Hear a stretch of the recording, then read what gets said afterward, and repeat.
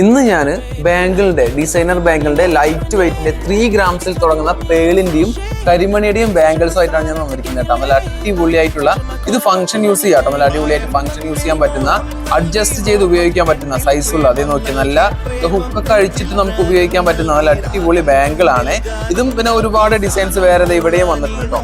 ഞാൻ മുൻപ് കാണിച്ചത് ഈ ഒരു 3 ഗ്രാമിനകത്ത് നിൽക്കുന്ന വെയിറ്റ്, പക്ഷെ ഇതൊക്കെ ആകുമ്പോൾ 6 ഗ്രാം 7 ഗ്രാം അങ്ങനെ വരുന്നുണ്ട്. പിന്നെ ഡബിൾ ലെയർ ആണെന്നുണ്ടെങ്കിൽ അതിനനുസരിച്ചുള്ള വെയിറ്റ് ചെറിയ വ്യത്യാസങ്ങളും കാര്യങ്ങളൊക്കെ വരുന്നുണ്ട് കേട്ടോ. നല്ല അടിപൊളിയായിട്ടുള്ള ഡിസൈൻസ് അല്ലേ. ഇത് ഈ ഒരു ബാങ്കിൾ ഉണ്ടല്ലോ, ഞാൻ പറഞ്ഞില്ല ഒരു 7.8 ഗ്രാംസ് ആ കാറ്റഗറിയിൽ വരുന്ന ഒരു ബാങ്കിളാണ് ഇത് കേട്ടോ. പക്ഷെ ഇതൊന്നും നോക്കുകയാണെന്നുണ്ടെങ്കിൽ ഇത് ആക്ച്വലി ബാങ്കിൾ ആണോ എന്ന് ചോദിച്ചാൽ ബാങ്കിളാണ്, ബ്രേസ്ലെറ്റ് ആണോ എന്ന് ചോദിച്ചാൽ ഇത് ബ്രേസ്ലെറ്റും ആണ്.